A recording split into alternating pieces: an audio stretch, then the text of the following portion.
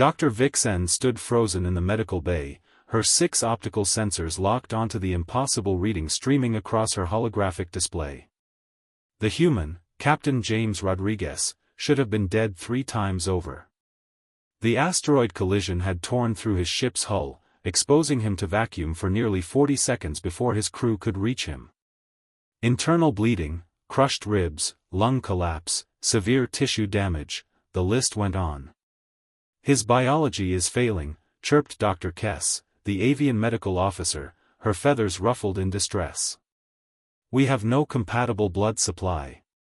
Not even close. Vixen's mandibles clicked nervously. In her 3 decades of practice across 12 species, she'd never faced such a dilemma. Human blood was unique, iron-based, incredibly complex, and utterly irreplaceable with standard universal plasma.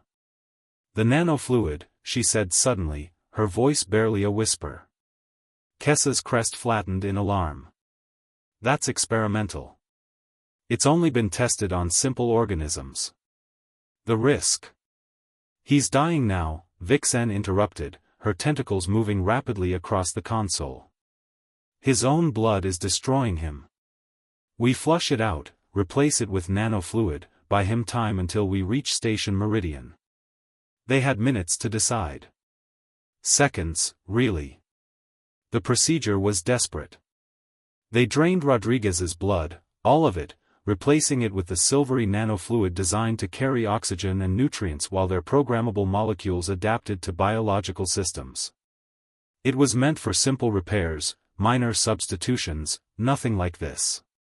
Vixen watched the monitors, expecting cascade failure.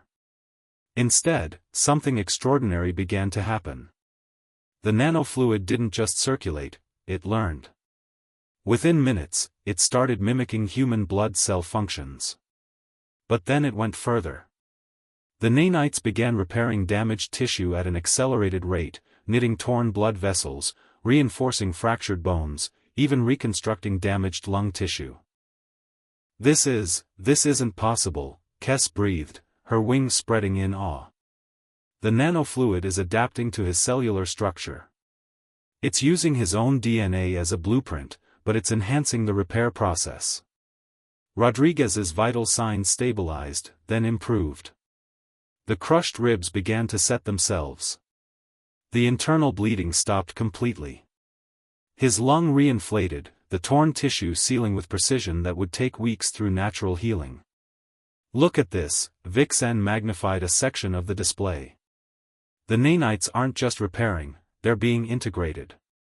His immune system isn't rejecting them. It's cooperating with them.